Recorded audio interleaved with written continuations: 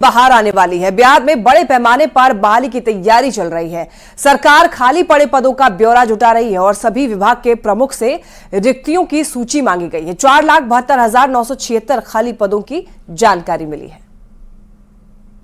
2005 से लेकर के 2020 तक में 8 लाख लोगों को हम लोगों ने सरकारी नौकरी दी। 2020 विधानसभा चुनाव में नौकरी सबसे बड़ा मुद्दा थी। नेताओं में वादा करने की होड़ लगी थी। नीतीश कुमार ने भी 10 लाख नौकरी का वादा किया था। अब नीतीश सरकार 2025 में होने वाले विधानसभा चुनाव के पहले 10 लाख नौकरी का वादा किसी भी हाल में पूरा करना चाहती है। यही वजह है कि बिहार में बड़े पैमाने पर बहाली की तैयारी चल रही है। बिहार में नौकरी के इंतजार में बैठे बेरोजगार युवाओं को अब नौकरी के लिए लंबा इंतजार नहीं करना होगा। सरकार ने सभी विभागों से खाली पड़े पदों का ब्यौरा मांगा है ताकि चुनाव के पहले इन सभी पदों को बहाली के जरिए भरा जा सके। अब तक 4,72,976 खाली पदों की जानकारी सामने आई है, क्योंकि बिहार में स्वीकृत पदों की संख्या है 16,26,927, जबकि 11,53,951 पदों पर कर्मचारी कार्यरत है। विभाग वाइज खाली पदों की यदि बात करें तो सबसे ज्यादा शिक्षा विभाग में 2,17,591 खाली पद हैं। स्वास्थ्य विभाग में 65,734 पद, गृह विभाग में 41,414 पद खाली हैं। ग्रामीण विकास विभाग में 11,784 पद खाली हैं, तो ऊर्जा विभाग में 5,563 पद खाली हैं। जल संसाधन विभाग में 13,712 पद, परिवहन विभाग में 7,531 पद,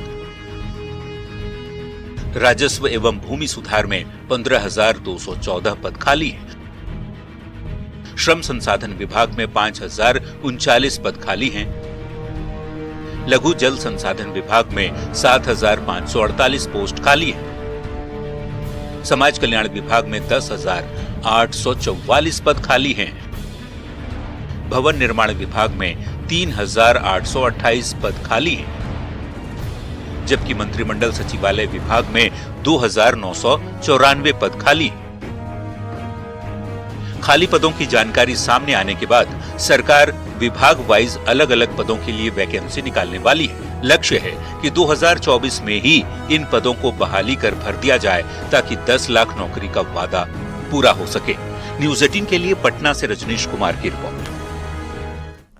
लोकसभा के स्पीकर पद का चुनाव 26 जून को होना है और इस चुनाव को लेकर के कई तरह की सियासी अटकलबाजी भी लगाई जा रही है।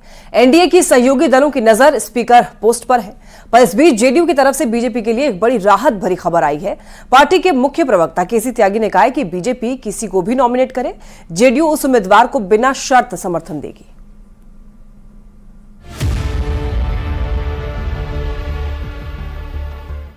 लोकसभा चुनाव के नतीजे के बाद नई सरकार का गठन हुआ। प्रधानमंत्री नरेंद्र मोदी लगातार तीसरी बार जीत की हैट्रिक लगाते हुए देश की सियासत में नया रिकॉर्ड भी बनाया। नई सरकार के मुखिया पीएम सहित 72 मंत्रियों ने शपथ भी ले ली।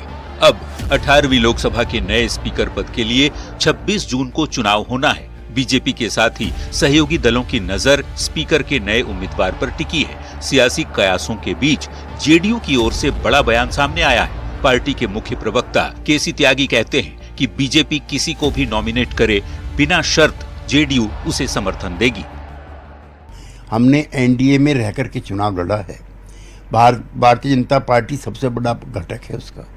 वो जिसको चाहेंगे, अपना भी चाहेंगे, सहयोगी भी चाहेंगे, उनका मत ही फाइनल होगा।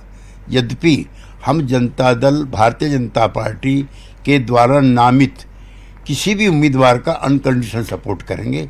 ये हम कांग्रेस के मित्रों को बताना चाहते हैं और भाजपा को तो जानते हैं।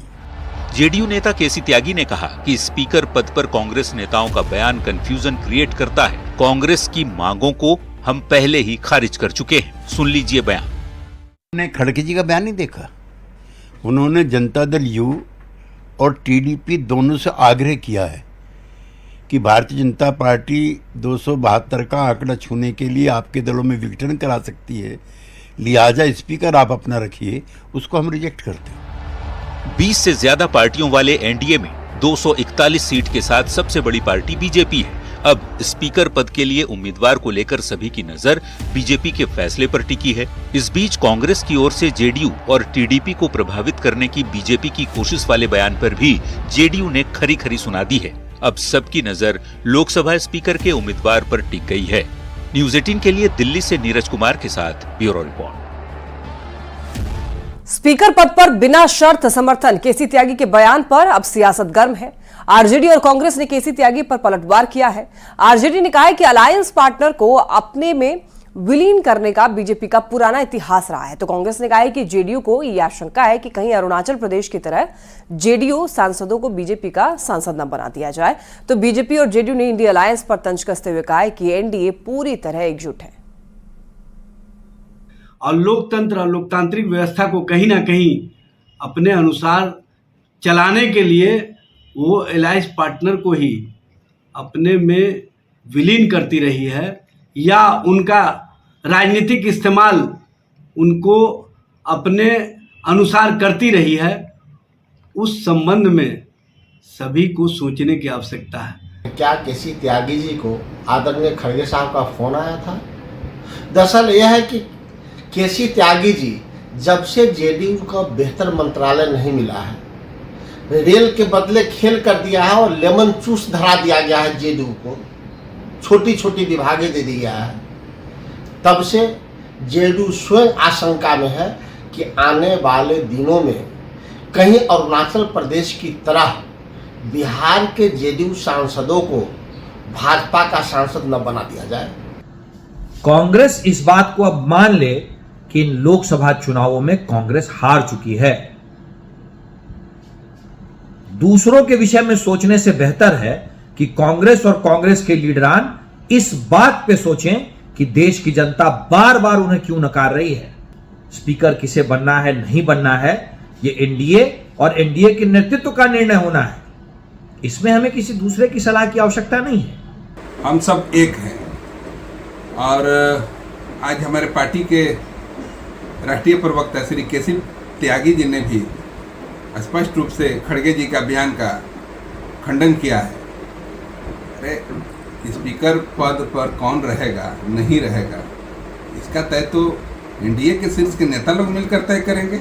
देखिए, कांग्रेस पार्टी का कैरेक्टर ही यही रहा है, फूट डालो और शासन करो। अंग्रेजों की नीति के सहारे आज भी वो चलते हैं। जनता ने उनको विपक्ष में बिठाया, उनको वो काम करना चाहिए। सत्ता पक्ष को क्या करना है वो सबको पता है, चाहे जीतन राम मांझी जी हो, नीतीश कुमार जी हो या चंद्रबाबू नायडू हो, तमाम लोग नरेंद्र मोदी जी के साथ पूरी तरह से खड़े हैं।